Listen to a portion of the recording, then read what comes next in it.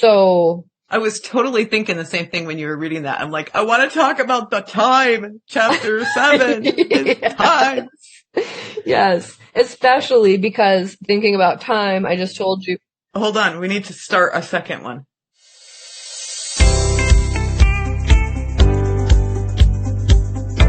Hi, this is Stacey. And I'm Lois. And this is Whose Girl Are You? And today we're going to continue talking about the book from last week. You're Only Human by Kelly M Kapic. Go get it, read it, it's amazing. So last week we talked about To the Halfway Point. And so this week we'll continue on. So we're kind of picking up on chapter 7, which I could talk about this forever, except for I don't have enough time. Chapter 7 says, do I have enough time? No. The answer is no. Well, the answer is, my husband always says, we all have the same amount of time. I know. And I used to argue that with him because when the kids were little, I felt like that was not a fair statement for him to make to me. Right. Because when other people demand however much of your time in the care of them, it doesn't allow you time for yourself or whatever. But then I came to understand the truth is the truth. We all have the same amount of time. Right. Some of us have more time to ourselves. Yes. Some of us have more time for vacationing because they don't work or, like our circumstances are different. Yes. But there are still 24 hours in each person's day. Exactly. And that's all he was trying to say. He's very literal. Right. So I did come to agree with that. Yeah. But it did rub me the wrong way when he first would say it. And it was always in response to me being like, I didn't get to A, B, or C because I didn't have enough time today. Right. And he'd say, we all have the same amount of time. Yeah. And I lovingly wanted to punch him in the face. Exactly. Because we each have 24 hours in the day, but especially when you're in the throes of raising babies and whatever, your time is not your own. You're at the beck and call of another finite dependent creature. You're the one who had that little baby with the belly button was attached to you and still is in a sense. Yeah. Now they're out of the womb and they're breathing and they're feeding, you're feeding them, but you know what I'm saying? They're not within you anymore, but that umbilical cord has been cut, but it's still invisibly there until they grow up enough to go off on their own. Yeah. So your time is not your own when you're in the throes of that. But most guys, their time's not their own either. I know, but there is a difference, I think, in that most guys come home from work and then they're done with work until tomorrow morning when they have to leave for work again. Yeah, at least they have set hours typically, right? And then when they're not working, they're not working. That's the hardest thing about having your first kid is when the realization sets in. It seems like we should know this, but it's there's a knowing and then there's a understanding. And when you come to understand that there is no time off ever, and this is never ending until they're 18 and they move away. No. Yeah. But I mean, when they're little feels like a life sentence of servitude to this small creature. This small, very selfish creature. Yeah. It weighs pretty heavy on a mom, I think, when they come to that understanding. Yeah. And hopefully they look for support. Yes. From other people and are able to get babysitters and find that time and all of that because, it's a heavy weight because it's 24/7. I had one of my sister-in-laws. We're really close. I love her, but this was back before she had any kids and I already had kids. One of my kids was being really whiny and she made a comment to me very sweetly and trying to be helpful about, kids only whine because you let them, because you tolerate the behavior. And when someone without kids says something like that to you, it's not and I'm just super quiet. I'm trying not to say anything, trying to just keep my mouth shut about it, being like she doesn't know what she's talking about. And she continues on to say, I work at a daycare and the kids only whine when their parents come. They don't whine all day long because we don't tolerate it. And the minute their parents come, they start whining immediately because the parents tolerate it, whatever. And I thought about it for a minute. We were all driving in the car and I said, I bet I could be more patient and 100% consistent in my parenting if I only had to work from 8 to 4 Monday through Friday. Yeah. If I got every night and weekend off, yeah, I'd be more than patient. But I said, you're looking at someone right now who hasn't slept through the night in over a year. Yeah. Come on now. You know, like we're all just out here trying to survive. Mm-hmm. Exactly. I thought it was interesting in that chapter, the words that he chose or the words that he pointed out that we choose when someone says, how you doing? Oh. And he talks about, there's every response from fine to I'm so busy to I'm stressed to whatever. And then he says the words, I'm crushed. I'm buried. Overwhelmed, stretched. Yes. Yeah. And I think those words are really significant. I mean, words mean a lot to me. You know that. Yeah. And I read that and I'm like, once that I'm slammed. But hang on 1 second. The very end of that says like, we use things like I'm stressed, I'm too busy, I'm worn out. We might change these to buried, overwhelmed, crushed, stretched because we feel that something is being done to us. Yes. Like we have no control over it. Yeah. And it's not, I mean, parenthood, or motherhood, we were just talking about, you don't have any control of it. That child is dependent on you, which may be why it feels so crushing. Yeah. You don't have an option. You can't just pull the batteries out and stick them on the shelf overnight and get a good night's sleep. No. So I think there's something to that. There is, but even in that, I remember times in the throes of it. I actually give a lot of credit to my husband for these kind of things because he had a way of standing outside of it and seeing it. And he'd say stuff to me that at the moment seemed sharp and like he didn't understand. Like you have enough time. I mean, the same amount of time as everyone else. Yeah, exactly. Same stuff like that. But the fact of the matter is he was speaking truth into my life. It was truth I didn't want to hear and truth I was having a hard time accepting, but they were truth nonetheless. And, one of the other things I remember him saying to me is nobody else has control of your emotions. Only you do. Right. When I'd get really upset with how the kids were behaving or like they'd pushed me to my breaking point and he would get home from work and I would say something along the lines of, you need to deal with these kids because they have made me so angry today. They are not listening. They are blah, blah, whatever. Like you need to go talk to them. They've been fighting all day, whatever. And instead of what I expected is like him to be like, no problem. Let me deal with it. I haven't had to deal with this at all today. He would say, quit saying that they're making you so angry. Like only you have control of your emotions. And so you don't want to hear it in that moment and you reject it, but you think about it later or you should, I thought about it later and he's absolutely right. Anytime you say this person made me feel this way, or not so much, if this person made me react this way, right? You're giving all the power to that person and saying that they're the ones that have control over you. Right. Like, do they have control? Do these kids have control over you? Yeah. So that's something that needs to be questioned. Because I think what he's talking about in this chapter too is that learning to be content, right? There's, there's so much, but the expectations are planned disappointments. Is very true. Yes. In 2021, I said, everyone's like doing this. I have a word for the year. It's victory or I don't even know, peace. I don't know. People do the word of the year. I never got into that. I'm sorry if I'm mocking. I don't mean to be mocking about it. Right. Maybe this is helpful for someone to keep this word in their mind throughout the year because it's something they're trying to work on within themselves. So sorry about that. But my theme for 2021 was lower the bar. Yeah. Just lower the bar. And what I meant by that was the expectations, the goals I wasn't meeting, the things I wasn't accomplishing because of my quote unquote perceived time restraints were stressing me out so badly. And one day I realized I was the only one putting these expectations on myself. Nobody else was. Why did I set the bar so high for myself and then in turn stress myself out and then in turn probably negatively affect my entire family? Yeah. And feel like a failure because you're not going to meet them. You're going to have always more on your to-do list than you actually can check off in a day.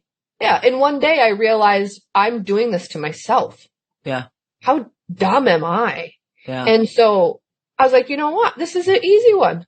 Just lower the bar. Mm-hmm. So when I'd hear other people be stressed out during the year, I have so much to do, I have so much blah, blah, blah, blah. I need to go have my house completely clean because I'm having this church group at my house and I have to do this. I'd look at them just calmly and say, just lower the bar a bit. Just lower the bar a bit, you know? Yeah. And I'm not trying to say be lazy slobs. No. But you also don't have to be a perfectionist. Yeah. The same thing here. There's some moderation can happen. Moderation. Yeah. Yeah. Set some goals for yourself, but if you don't hit them, big deal. You're a finite creature created by Heavenly Father. You think He's not going to take care of you and like work it all out.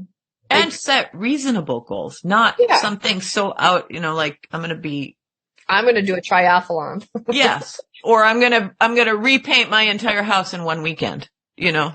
I do set stupid goals like that. I have done that in the past. Absolutely. And Saturday night, you've been working, you know, 24 hours and you're exhausted and you haven't eaten. And I know I do the same. I'm trying to learn not to.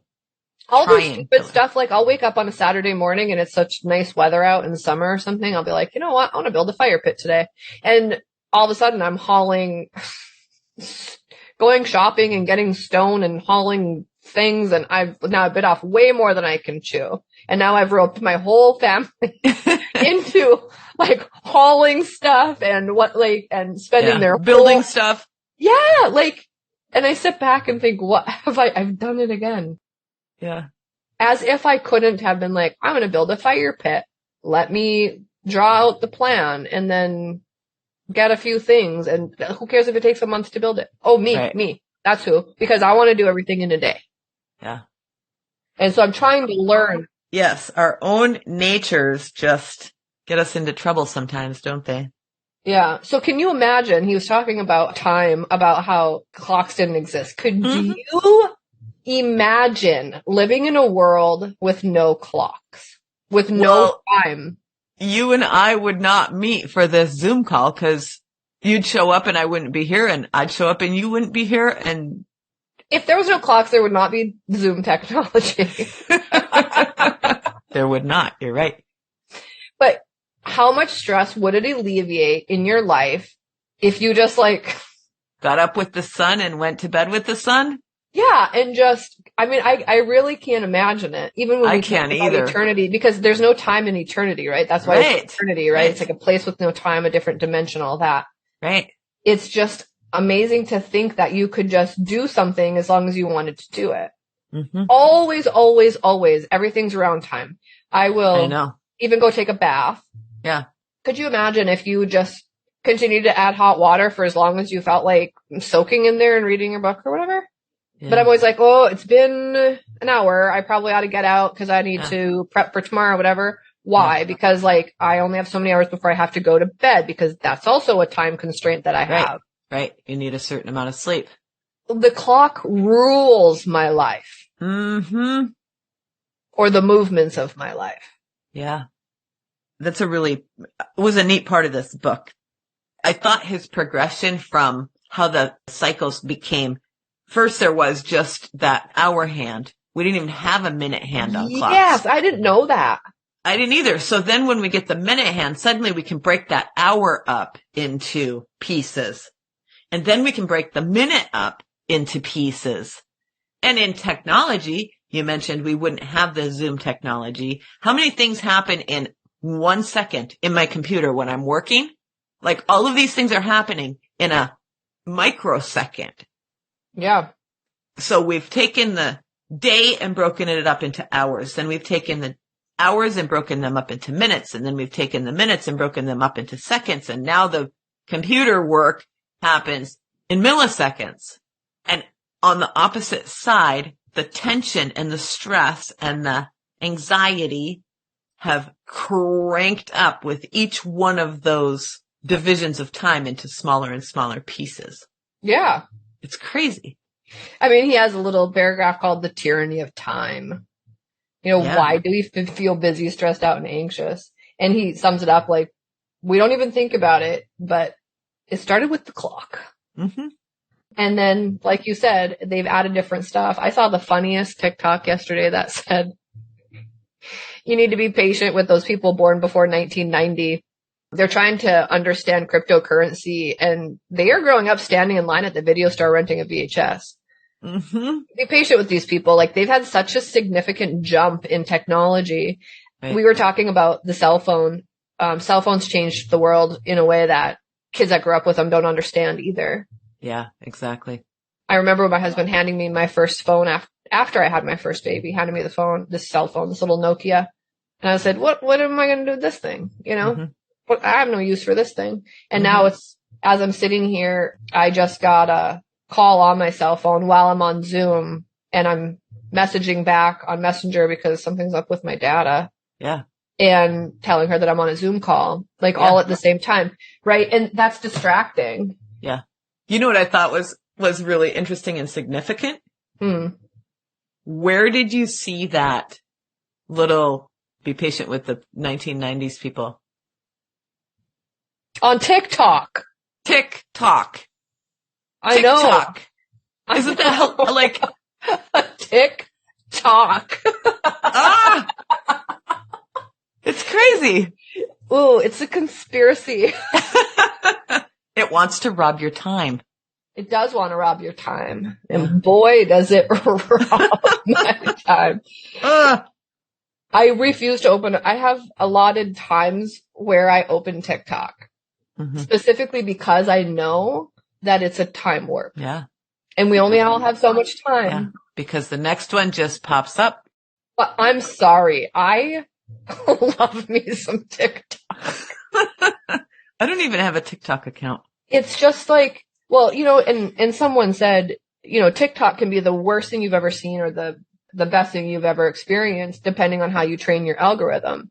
Yeah. Because every app has an algorithm, every single one of them. Yes. Whether you're just Google searching or whatever. And if you're constantly, so like on my TikTok, if you look at my liked things, you'll see a common theme pretty quickly. There's like 3 categories on my TikTok of like things I watch. Everything else I scroll past. I watch Christian things, health things, and funny things.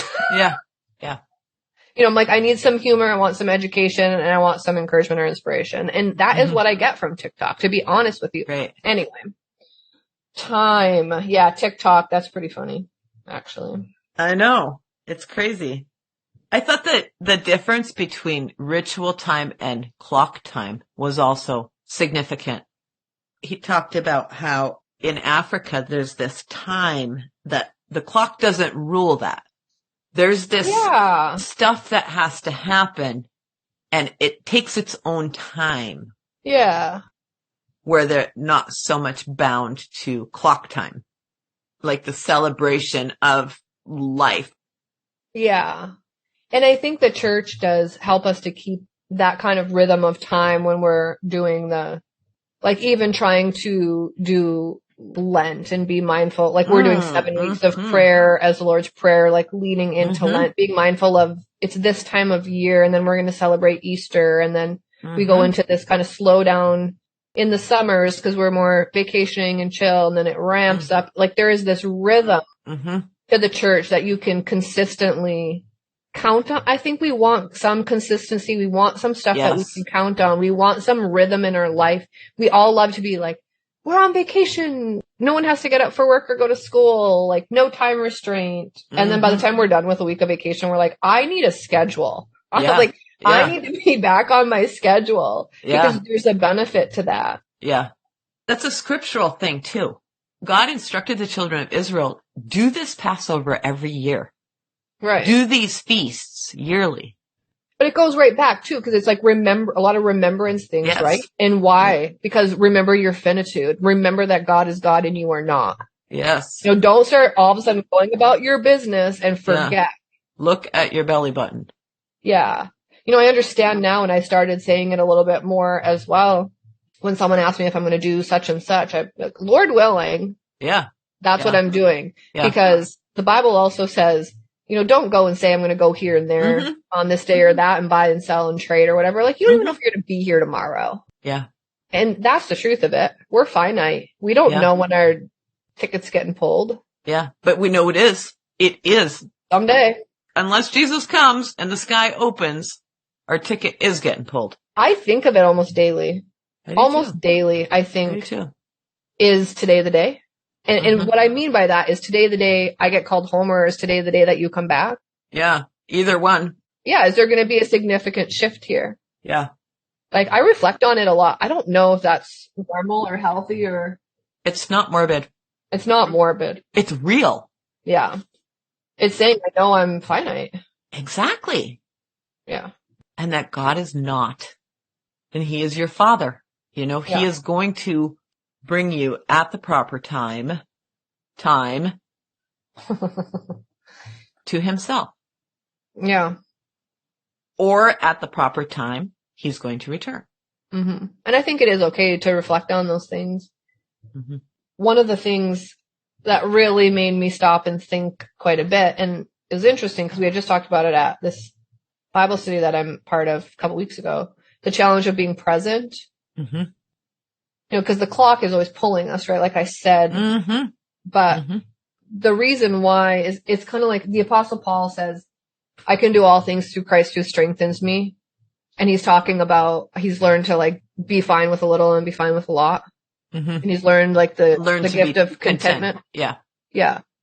And I think he even words it something weird, like I've learned this great mystery or something like that, or I can't remember what he says, but there is something huge to being content. But to be content, I think you have to learn to be present, because you can look back, depending on what your past was like, but you can look back with regret or shame or wishing to go back, or the good old days, that kind of thing. Or you can look to the future about, oh my word, am I going to have enough money for when I'm older? Or am I going to be able to have money to fix the furnace if it breaks this winter? Or am I going to be able to stay on my diet? Whatever. You're looking toward the future, right? And like all the future stuff. So it can cause anxiety to like worry about the things that are going to happen. And it can cause stress and anxiety and worry or whatever to like look back at, like, did I screw up so much in the past?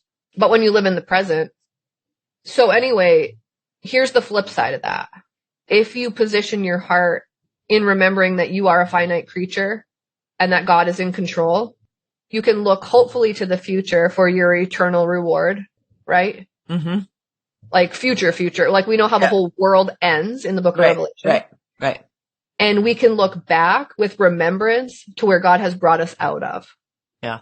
And thankfulness, thankful hearts looking at the past, hopeful, faithful expectation and trust going into the future. But still he asks us, a big part of that is like, you can glance at those, but you're not living there. You're going to live in the present.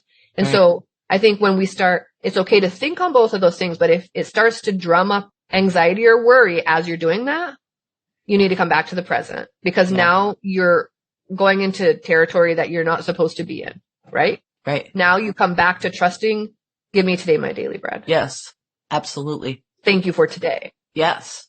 And there's a peace in that. Right. Who wants to live in that worry and anxiety? Yeah, you can just breathe.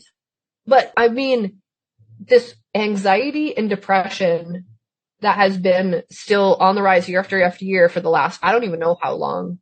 I know. Since the clock. No. Whenever the clock was invented, and it increases with every technological advancement. Right. Probably. I mean, I'm not joking now. Probably. Well, that's what honestly, that's his takeaway. Yeah. His take on this chapter is that it is the clock. So what can we do about it? I think that what you just said, be present. Yeah. Be present in the now. Yeah. Look at the past and the faithfulness of God with thankfulness, and look forward to the future with hope and expectation, but be present. Yeah. One of the other things he talks about in this is a clock is a machine. We are not machines. Right. We need sleep. We need rest. I loved the section on Sabbath. Oh my gosh. I don't know if that was a different chapter than this one, but it's literally at the end. Yeah.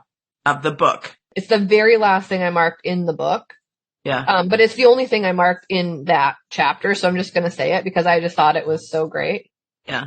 For one, I'm a person who actually likes to sleep. You know, some people are like, sleep when you die, stay up as much as you can. Like, run yourself ragged. I'm not that person. I love going to bed, to be honest. Do you have anything else to say about the do we have enough time chapter? He talks about how technology is changing our brains. Yeah.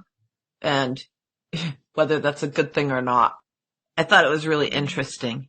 The distraction, the advertising, the constant pull. When I'm in a good conversation and my phone pings, I'm like pulled. Do I have to pick my phone up and look at it? It might be something important, which means that this conversation is not important. Yeah, that's what it implies. Less, it implies when I have to pick up my phone that the real life conversation that I'm having is able to be set aside. And sometimes I understand there's times, especially when there's something going on where you do need to be available at a moment's notice. Not normally though. Like, no, not normally. If there is, go into the conversation with the person that you're going into saying, I'm expecting a really important phone call. I applied for a job and they're supposed to be calling me back today to tell me if I got it. And if my phone rings or I get pinged, we're going to pause this if that's okay with you. You want to know what the funny thing about it is? On the flip side of it, when someone's trying to get a hold of you and you're not answering your phone for a couple hours, like they get irritated sometimes. Well, they get irritated or they get worried. Oh my word, she's not answering. Why aren't you answering your phone? Did you die? Should I start calling hospitals?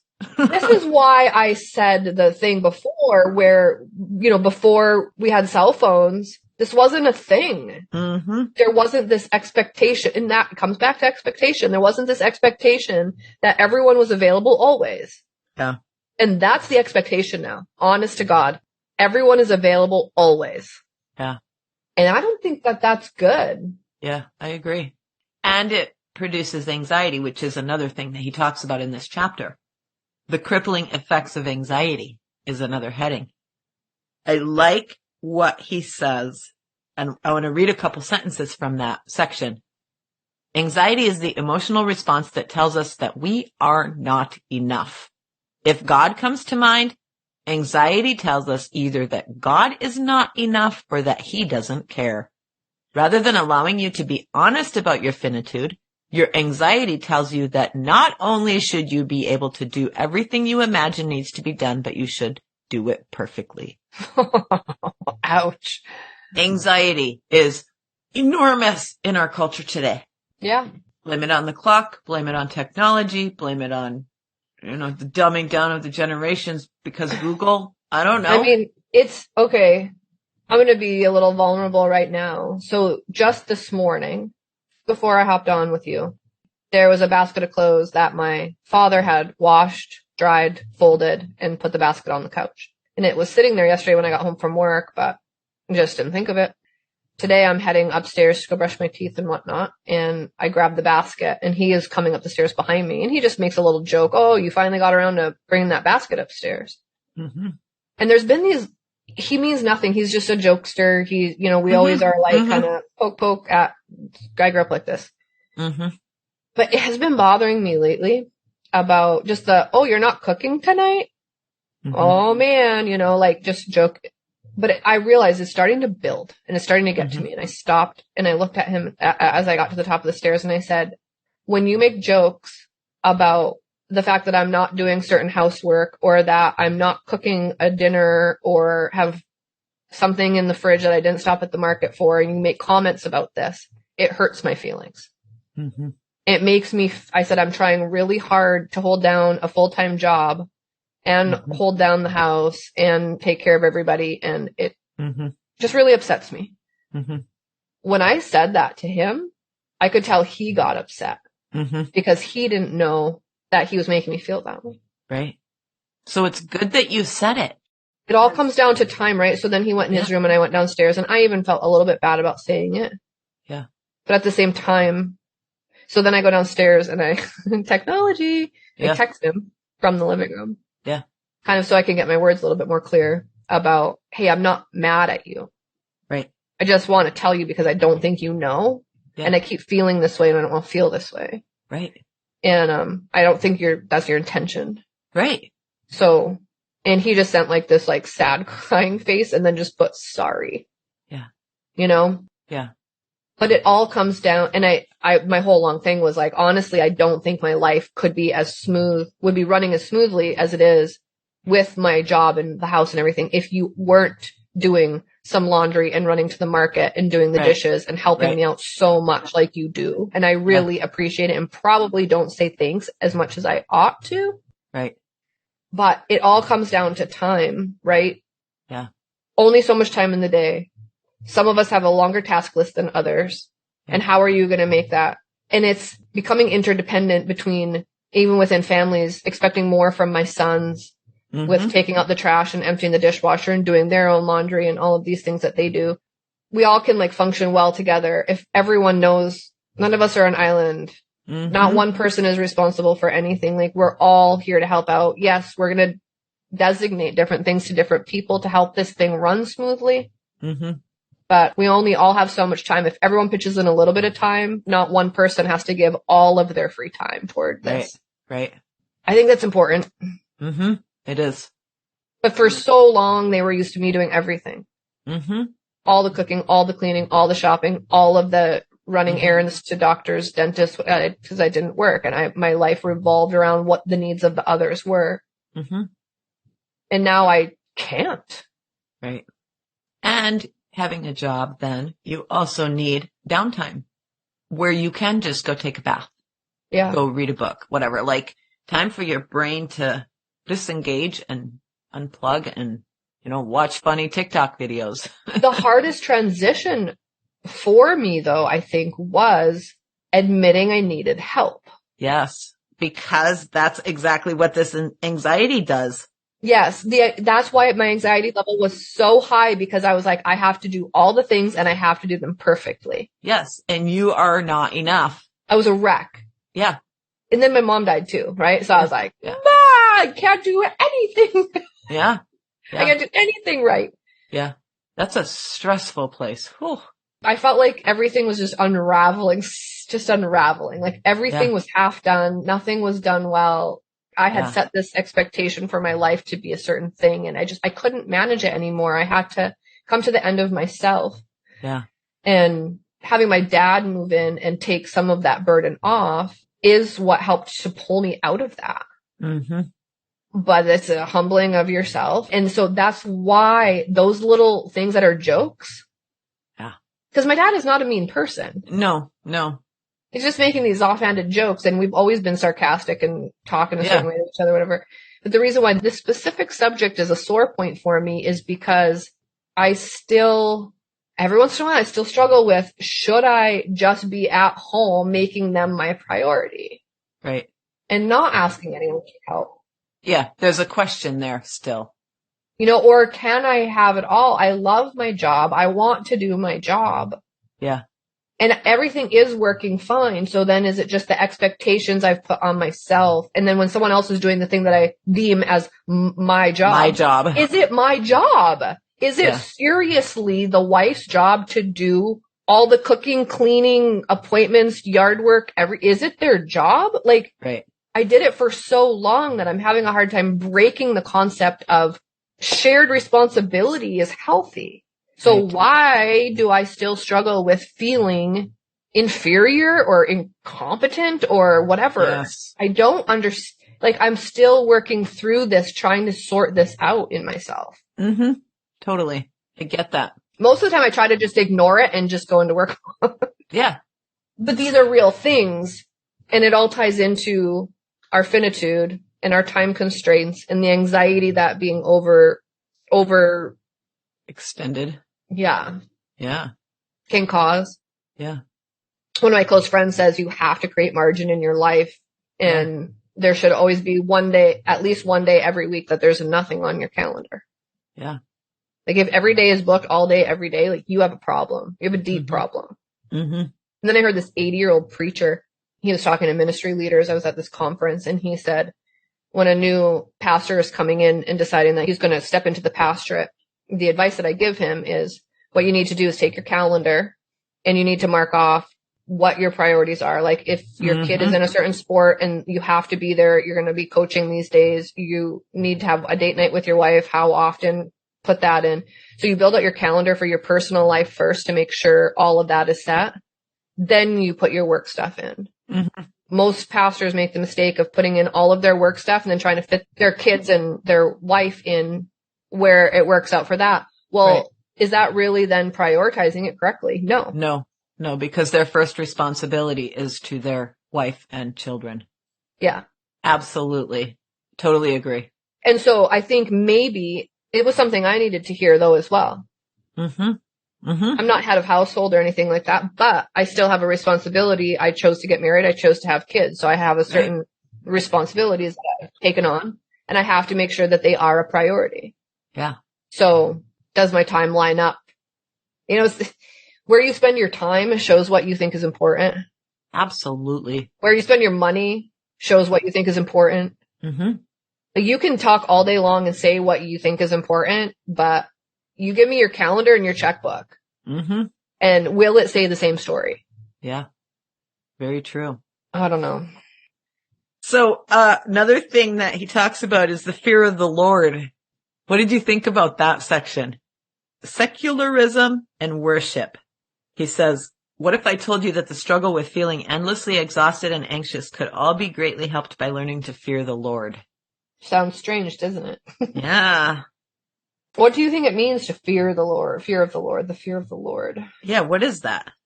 It's not terror, like a frightening, horrifying terror. So he explains it actually pretty well, where the next one where it says recognizing God's presence, the fear of the Lord, he kind of breaks down what the fear of the Lord is. The fear of the Lord is the beginning of wisdom. Mm-hmm. Mm-hmm. In fact, this literature, the wisdom literature, often contrasts two ways of life. The way of the wise and the way of the fool. Mm-hmm. So what's the difference? Mm-hmm. It's not how well you do on a math quiz or how high your IQ is. No, what fundamentally distinguishes the wise from the foolish is that the latter go through life either denying or ignoring God, while the former live with an active sense of God's holy presence, good power, and wise provision, aware of God's love, forgiveness, and faithfulness. The fear of the Lord is the fountain of life. I think it really goes back to recognizing our finitude. Yes. And God's holy presence. Yes. I think that is what the fear of the Lord is. To know we don't say we're not all puffed up and prideful. I'm going to go here and there and do this and that and accomplish this and that. It's like, Lord willing, I'm going to go do this thing. Mm-hmm. I'm praying for God's will that I'll be successful in this endeavor that I feel like I've been created to do. Mm-hmm. Understanding that, like, even with this podcast, let's just take this podcast as an example. I'm doing this because I feel in my heart that this is what I should be doing right now. I'm enjoying it. Yeah. I have the good fortune of being a friend with you, who is someone that wants to do it, who wants to do the editing and the things that I don't feel like I want to spend my time doing. Right. So I just get to do the fun part of it. You do all the work part of it, but I'm doing it because that's what I feel like I should do. Yes. But I know that no one might listen to it. Yeah. And that's okay.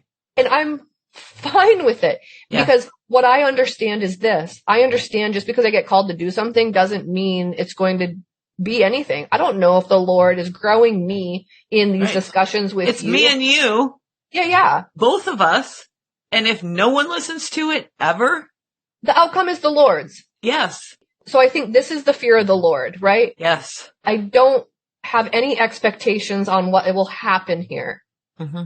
But he's calling each of us to this. Yeah. And each week that I meet with you to discuss something, I have no expectation other than having a discussion with you, and whatever happens from there happens from there. And I think with everything, we look at it that way, right? And we have to keep bringing ourselves back to that place of contentment. Keep bringing ourselves back to that place of contentment. Yes. And even with like parenting or something, it's like we do what we can for our kids and try to teach them things or whatever. But when we start feeling stressed out, we let it go and we say, you know, the Lord has given me these specific kids. He knows me and he knows them. And I'm just going to trust right here because it doesn't look like I think it should. Yeah. Yeah. But the outcome is the Lord's. Yeah. Like he's in control, not me. So it's a constant remembering of that. And I think that's what it means to fear the Lord.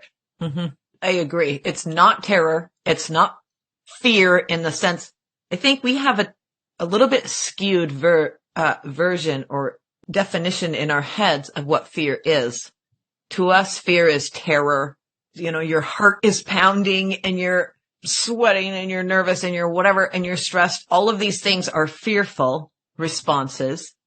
But the fear of the Lord is more a respect and a acknowledgement of his infinite power, grace, love, presence, everything, and our finite.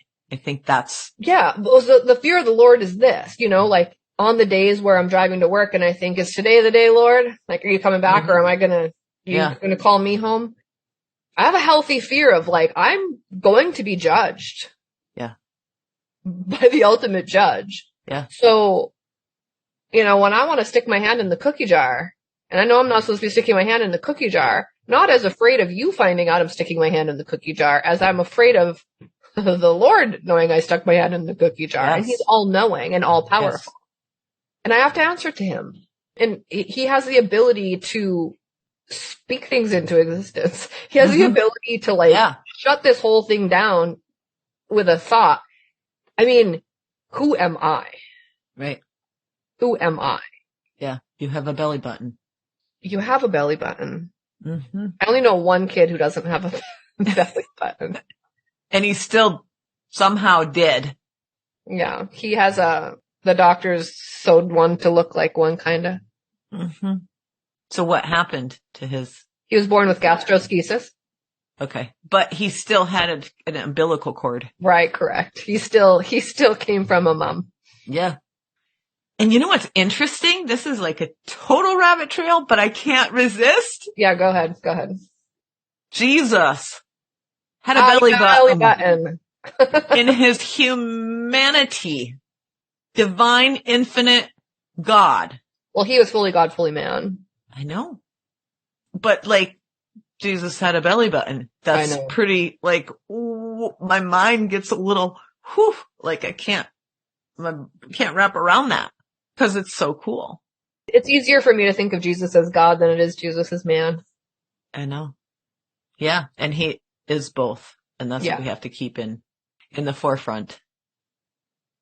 I also thought in chapter 8, why doesn't God just instantly change me?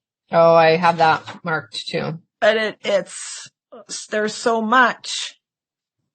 The most interesting part of that, I thought, was when we judge growth, we often apply categories of moralism rather than biblical categories of spirit's fruit, like love, joy, peace, patience, kindness, gentleness, and truth. We live in a world that works for outward and obvious triumph, so it doesn't value slow-growing character traits like gentleness and joy. But in God's kingdom, these traits are the place of real growth and development. Yes. I loved that. Yes. Did you see that N.T. Wright quote too? He says, Christian virtue, including the 9-fold fruit of the Spirit, is both the gift of God and the result of the person of faith making conscious decisions to cultivate this way of life and these habits of heart and mind. Yeah. When we judge growth, we apply moralism to it rather than the fruit of the Spirit to it. The few sentences before that, I also had marked this strange paradox. I'm going to read you a few sentences. There's almost a strange paradox in this growth in many saints. Many of the godliest saints have been profoundly aware of their sin. They grew more rather than less aware of its distorting presence as the years passed. Yet those who know them sometimes find it hard to believe they really struggle with sin like the rest of us.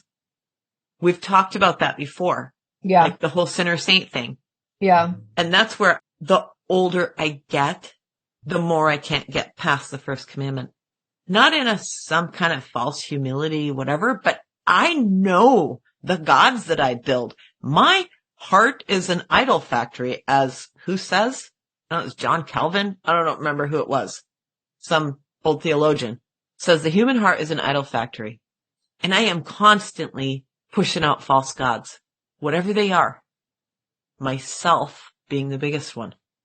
And I think that what you said is when we apply those categories of moralism you can look at, and people would look at my life and say, she's a moral person. She doesn't, do ABC. Yeah. But I know what my inside is. Yeah. I know my tendencies for my heart to bend in a bad way and Absolutely. Look at people in judgment and. Yes. And what song is it? Come thou fount of every blessing. There's it's a hymn. Yeah. Prone to wander. Lord, I feel it. Prone to leave the God I love. Believe it or not, I actually do know that hymn. Yeah. Here's my heart. Oh, take and seal it. Lord. Take and seal it. Seal it for your courts above. I love that song. Yeah. That's it. That's like where we're at. Yeah. Oh, yeah. Why doesn't God just instantly change? Sometimes he does do instant things. Yes, he does. But not very often. Not very often. But he can.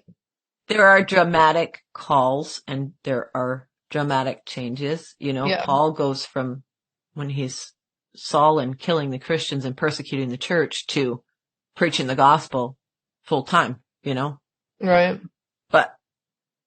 So chapter 9 is, do I need to be part of the church? Oh. Yeah. Yeah, yes. You do. Yeah, you do. Next chapter. No. Done. Yeah. Done with that. Yeah. No, it's true.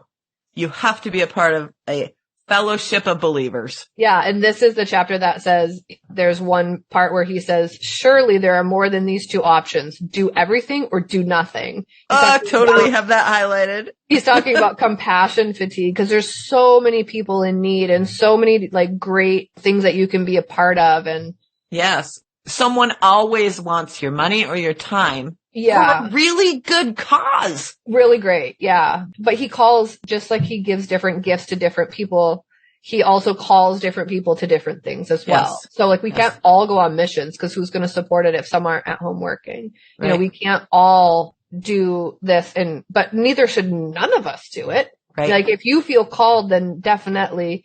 And that's always a weird thing. You feel called. What does that mean? Right. Because you don't hear something audible necessarily, but it goes back to, tell me if I'm wrong. I might be wrong, but it goes back to God created me to be a certain way with a certain set of gifts and a certain set of talents and whatever that he's given me, like administration and teaching and different things.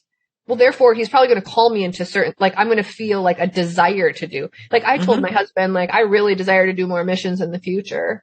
I did some mission stuff when I was younger and really, really enjoyed it. And I want to do it again. And I was like, wouldn't that be awesome? And he was like, no, it really wouldn't be. Because God didn't build him that way. So we've agreed now that I'll wait until he passes away. And then I'll go be a missionary. That's been what we've decided. Oh, funny. So, I think it's that, right? Just because it's a good thing doesn't mean you necessarily have to do it. But if God put that desire in your heart that you get really excited thinking about this, and you know that he's given you these gifts to be able to do that thing. Yeah. Well, then that's what I say being called, right? Yeah. We throw these terminologies around weirdly. Right. Well, and what does that mean? I really like that. It's a very Lutheran question. What does that mean? Very catechism. But the call is, like you said, you're gifted these things and you have a peace about it. There's a joy and a peace that comes from doing what you're called to do. Yeah. That nothing else can compare, because people can use that to do some really terrible things. I was called to do it. I had the desire to do it, right? Right. Well, no, it's a desire that God has placed in your heart. And it's always, tell me if I'm wrong, it's always outward. It's always an outward service call. It's like a pouring out. Yeah, I think I agree with that.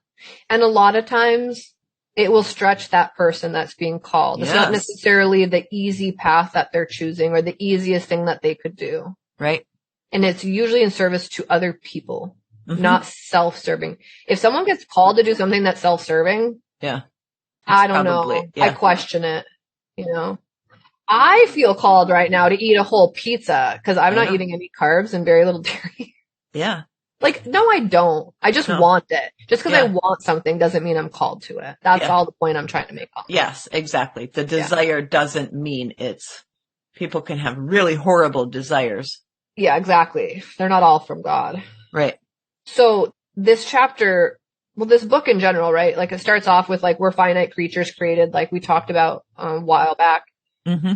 And now it comes into, do I need to be part of the church? And it's saying, now are you also going to accept the fact that you're finite and can't do everything and going to be part of the body? And then it's like, the church is the body of Christ. If you are in him, you will be in the church. Right? Like, how can you say you're going to be part of the body? You're going to be part of the body. And then the body can say, you're good at sound. I'm good at this. You're good at that. We're all going to work together and we're going to accomplish these goals. That's within the building. Then there's also going to be this, you are great at teaching. You've been called to missions. I'm great at administrating and like do the purchasing of the tickets and the planning of the itinerary. And like these things happen too, these outreach missions, these VBSs, these out of country. But we have to also accept the fact that even in the calling, I can't do all the things in that calling, that it's going to take the body of Christ and a group of people from within that body to do this thing that God has called us to do. Right. You don't usually see missionaries go out single. Yeah. Even the disciples got sent out 2 by 2. Yeah. So accepting that we're like dependent on the people of God is just another part of our finitude. Yeah. It should help us to be energized and active in the body of Christ, right? So, I don't know, it's super exciting. And to rest in those things that others do for us in the body of Christ. Oh, how about this? There's this one thing that he said when he's talking about this, and he says, only Jesus is his whole body. Only he is the Messiah. The rest of us don't have to be him. We just have to be in him, united to one another as his body. And, you know, we do pray, or I pray, and it made me think, I'm always praying stuff like, help me be more like Jesus every day. And it's just like, I think we have to be careful. It's not that we're trying to become Jesus, like only Jesus is Jesus. We're saying, I don't know if I should pray like that. Or do I pray like, Lord, continue to like grow the fruits of the Spirit in me, you know, convict me of things in my heart that are sideways, you know, like that kind of thing. Do I pray like, Lord, but Jesus did encompass all of that. Yeah, exactly. So I don't know, is it right or wrong to pray that? I think it's right to pray that because we are being made in his image. We are being brought into his image. And that's what it is his likeness, to be like him. Right.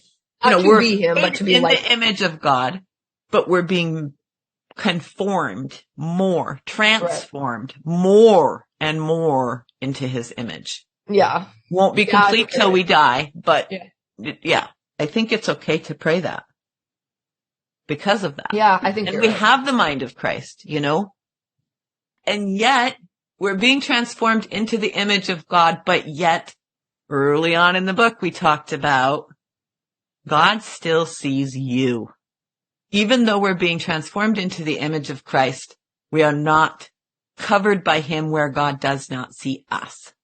Right.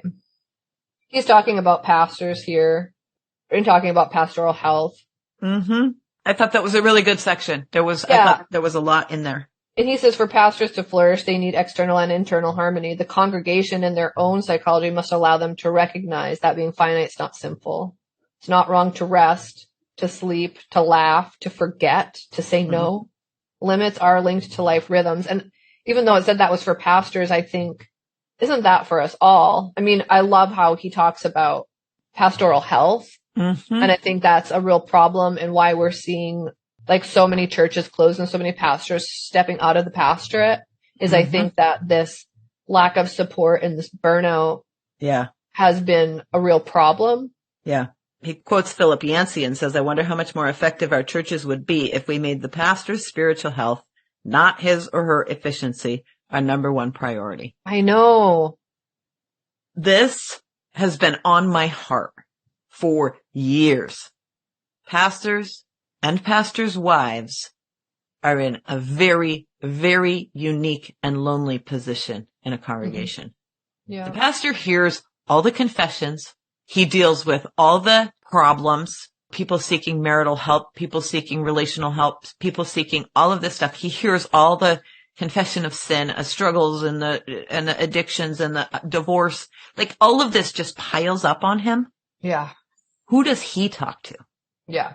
It's a problem. It is. It's a very lonely place to be. And same with the pastor's wife. Are you going to really go spill your guts to the pastor's wife? I do. I do too. It just is something that God has put on my heart. Yeah. For years. Be friends. I hope more and more people find a heart for that too. And I think we just bringing some attention to it. Yes. Some people, I think they think that pastors' jobs are easy because, I mean, you've heard the stupid remarks, oh, pastors only have to work on Sunday or, things like that. Yep.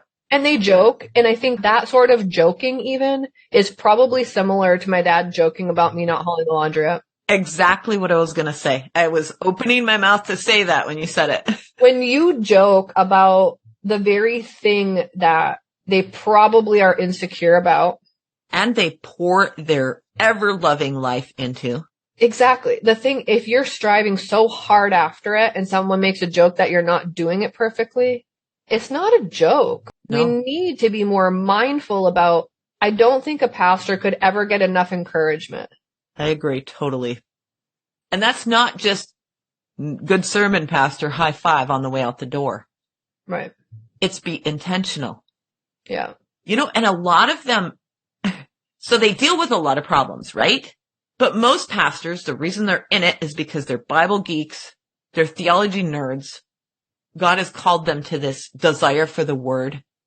And your pastor would absolutely love it if you went and met with him and had coffee and talked about theology, talked about the goodness of God, rather than always all he deals with is problems and addictions and relationships and difficult, hard, death, grief, like the stuff's coming at him like the waves. It just never ends. And to get a breath of fresh air where he's able to say, just like, say, I have some questions about fill in the blank. Can we chat about it sometime? And he will. Okay, so here, I'm going to use an example. I've got a question in ladies' Bible study within the last few weeks. We confess in the Apostles' Creed, Jesus descended into hell. Yeah. What does that mean? So I gave him a couple weeks notice and said, will you come and talk to us about this? Like, just come, pop in for 5 minutes, 10 minutes, whatever, into our ladies' Bible study and tell us about this. Teach us. And he's thrilled to do it because it's not dealing with relationships, addictions, death, like all the things. It's a good thing. Yeah. I think every pastor would welcome that time to just build relationship around something good. Yeah, for sure. I mean, don't we all? Yeah, absolutely. And he's got nobody to talk to. But I don't have as many people dumping on me. I know, exactly. Exactly. Only your close friends are going to tell you their close things. And right? They have a lot of people telling them a lot of things, I'm sure. All their close things. And they can't talk about it. They have this seal of the confessional. And I could not handle that. I can hardly handle the few friends I have. And they're pretty well, balanced people. But there's still always heartache in life. And it's enough to try to shoulder that. But you know what? Part of that then is when the moral failings of a pastor become public, it brings shame to the name of Christ, right? When the moral failings of any Christian become public, it brings shame to the name of Christ. But we hold our pastors on a higher pedestal, maybe? Oh, for sure. But they are human. They are finite. They have a belly button. I've had the privilege of having one of my cousins, who's like a brother to me, be a pastor for the last 15 years. Mm-hmm. So I've got to see their ups and downs. I've grown really close to his wife. Mm-hmm. So I've seen the hard side of it, mm-hmm. of how difficult it can be. And then I've been working in a church for 2 years with a couple pastors, and I see some stuff in the background and see I'm not disillusioned. I just want to say that. I'm not disillusioned. No. I still, despite all the hard stuff though, I still want to say God's church is still thriving. Yes, absolutely. You know, like the gospel's going forth and it's worth doing and worth being part of the body. I don't want people to think, oh, because there's all these problems in the church, then I don't want to be a part of that. It's like, people, there's problems. I don't care if you're in the church or out of the church. There's going to be problems. We're human. We're going to fail. We're not God. That's the whole point of this book. We're finite creatures who need each other. So, you know, get in communion with other people, other believers, work in your giftings, and gift of encouragement is something too. If you have the gift of encouragement, then by all means use your powers for good and encourage the leadership and the elders and the pastor and whoever it is that's shouldering a lot of the stuff in the church. Yes. And encourage, because we want them to like keep going, keep going. I think about the great cloud of witnesses cheering us on as we run this marathon, and that, you know, you come through this cheering crowd and hear the well done, my good and faithful servant, you know. But I think even here on this side of eternity, a lot of times we need someone, whether it's you're parenting those littles and you need someone to say, you know, this is not going to last forever. You're going to get through this. You know, how can I help? Yes, definitely. And in the ministry, it's the same thing. You know, we need to be able to say, you know, you're doing a good job. It's not always going to be this hard. Things are going to get better. What can I do to help? You know, so I feel like it's an encouragement, but an action as well, because you don't just say, go and be fed and well dressed or whatever, and not give them a cup of water and a coat. Yes, exactly. You know, so say something and do something if you can. And that encourage is fill with courage. Fill them with courage for their next minute, hour, day. I like that. Yeah. I like that. And then they're still kind of talking about pastors or whatever, but it says it can be so painful to say no. Because even though I'm saying like, do this if by all means you can do this, but also here's, I always like to like do the other side. Yeah. And it can be so painful to say no to somebody. And strangely enough, it can even feel like dying to self. It takes real faith to depend on God to care for others when you cannot. Yeah. That comes in parenting, right? Yes. Yes. When you cannot do for that kid what only God can do, it takes faith to trust them over to God. Yeah. And as a pastor, I think same thing, to trust your congregation. If you have to say no, to trust that someone else is going to be able to step in and help. Your faith has to really become an active thing. Yeah. So yeah, it is hard to depend on other people, especially if you've been failed in the past. Failed in the past. If you ask for help and don't get it. Yeah. Or if you're super independent, you know? Yeah. That's me. There's both sides of it. I'm so independent that I think I told you this. When I first took the job, I had been in it for like maybe a couple months, and I asked one of the elders, hey, they just happened to be in my office for, I don't know, getting some paper or something. And I said, do you have any advice? I've been here for a couple months. Do you have any advice on like anything I could do better or different or anything like that? Like just trying to get some feedback on how things are going from their perception. And he paused and he looked at me and he said, I'll just give you one word: collaboration. Yeah. And what is that really? Asking others for help, working together with others, getting other people's feedback. Being a part of the body. Yeah. And I have a bad habit of thinking, I got this. And not pausing to see how it'll affect all parties involved. And I'm getting better at it, but. Exactly. So this is a beautiful book. Yeah. Well, so we'll skip right over the chapter that says, how do we faithfully live within our finitude? And I hope that's just like enough to say, buy the book, read the book. If you really want to dig a little bit deeper in this, because we're only just scratching the surface. Oh man. Yes. Right? Yes. Rest is the last. He ends this book talking about rest and Sabbath. So the sleep one, I just have to say, when I came across this headline that said sleep as a spiritual discipline, my whole soul cried, yes. But isn't that crazy? We try to get by on as little sleep as we can. Like, do I have to sleep 8 hours? Well, I probably tonight could get by with 7 because I have so much to do, or because I have places to go, people to meet, things, you know. Yeah. I have made, because we meet, for anybody listening, Stacey and I meet at 6 a.m. my time on Friday mornings. And I have made it a priority on Thursday nights at 9:00. I don't ever go to bed at 9:00. I know people who do. I never. And at 9:00, I'm like, which is really cool because it's game night. So 9:00, I'm like, have fun, guys. I'm off to my bedroom. And it's discipline. Oh, yeah. It's a spiritual discipline. Yeah. For me. It's not one that's hard for me, though. Well, it is for me on that night because it's so much earlier than normal. The only time I struggle with not wanting to sleep is when I'm like on vacation, visiting with people I don't get to see very often, that kind of thing. I'll stay up a little bit later. Even at your house, I stayed up a little bit later than I normally would because I was just having too much fun visiting. In the back of my brain, I knew like, you need to get to bed because I'll get sick. Yeah. I'm not the healthiest person I ever met. If I don't get my normal sleep, I'll get sick and then I'm no good for anything. So yeah, I have to be disciplined about that. I think we all like should be, but I was glad to see it in black and white writing right here. And I was just like, yes, no problem. I'll make sure to get plenty of sleep. Yeah. Doctor's orders, Yeah. So.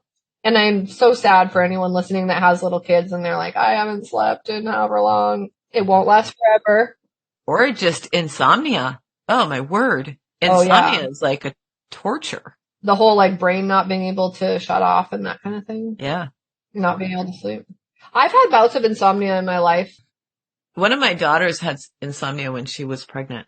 That was a real thing for her. She said it wasn't really like she was worried or whatever. She said, I just couldn't, I'd laid there, my eyeballs wide open. Like, what? Oh, this is stupid. It's 2:00 in the morning. Why am I not sleeping?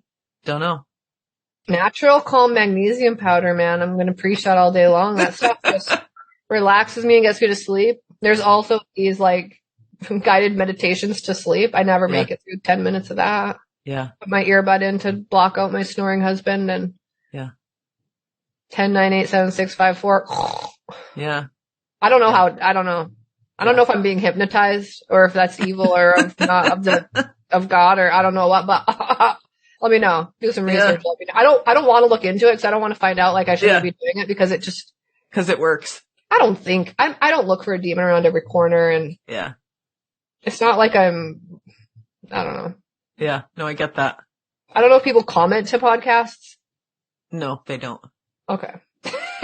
They can comment if we started put it in a Facebook group or something, we could. Because I might get a comment about hypnotizing myself to sleep. Yeah. I don't know if it's actually hypnotizing or if it's just meditation, relaxation technique. Yeah, that's what I was just going to say. There are the rhythms. You have a bedtime routine with your kids.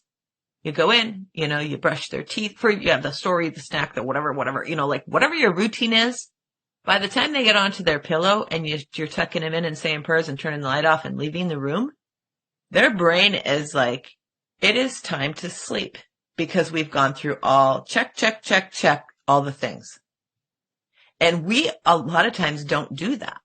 We're in like working or we're in like, watching a movie or whatever we're doing with our evening. And then it's like, I'm going to bed, but you have to kind of check those things off. And if that's one of your things that works for you, is that, what did you call it? Natural calm powder and meditation apps. Yeah.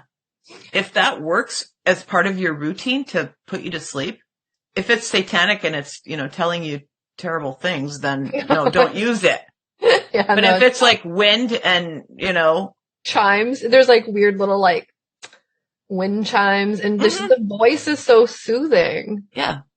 And I don't know, it works for me. And that's it. One thing I thought was interesting in this chapter is where he talks about sleep being an act of faith, where we trust. When we're awake and alert, we can handle things. We can defend ourselves. We can protect ourselves from, we think we can. But when we sleep, we're vulnerable. And sleep is another way that we trust God to take care of us. Yeah, that's interesting. I don't feel vulnerable when I sleep. I think, thank God, and his mercies are new every morning. And I go to sleep. And sure enough, things always look better in the morning if I've had a bad day. And I think sleep is a great reset. I am so thankful for sleep. I'm probably more thankful for sleep than I ought to be.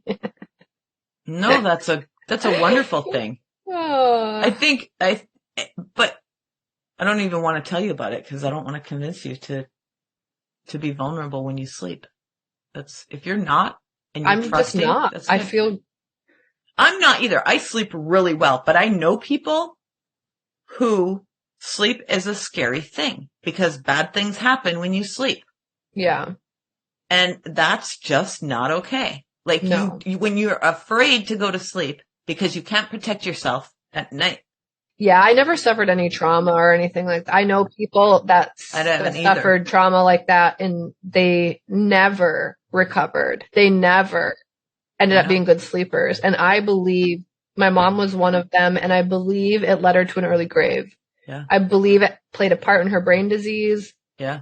And yeah, I mean, we'll never know, and it probably doesn't matter, but unless it's just like a warning to other people that like it needs to get sorted somehow. Exactly. You can't live like that forever. Yeah. It's bad for you. Yeah. So that was fun. Rest. That was a great book. Yes, it was. So yeah, the takeaway toward the end there was shut this podcast off and go to bed. Yeah, exactly. Rest. And see you next week. And rest in the goodness of God, the faithfulness of God. Look back at your past with faithfulness. Look forward to your future with hope. But rest today in the present. Be in the present. Yeah, that Sabbath. The word he uses is Sabbath. The scripture uses Sabbath. When God instituted the Sabbath day, it's a rest. It's rest. You were talking earlier about 1 day a week off, done, nothing on your calendar. And that's the Sabbath. Yeah. And it's for worship. It's for fellowship. It's for reflection. It's for a walk and a coffee. It's for a good conversation with a friend. It's for renewal, refreshment, and rest. Because that's what the word means. Rest. Sabbath means rest. It shows faith that not working on one of those days that you have faith that you're trusting the Lord is your provider. That all things come in from the his other hand. 6 days I will work. Yeah. He set it up that way. On the 7th day I will not. Yeah. All right. It's been wonderful. Yeah, it's been good. This book, I will have a link in the show notes to Amazon or wherever to buy yourself this book if you want to. It's a beautiful thing. Go read it and enjoy. Yeah, it was convicting and encouraging all at the same time. I loved it. Yes. 5 out of 5. Absolutely. If anyone out there would like to give us some comments about something that you heard, we'd love to hear from you. If you want to email us at whosegirlareyou@gmail.com. Whose, WHOSE. Whose girl are you? You have a good week. You too. Bye. Take care.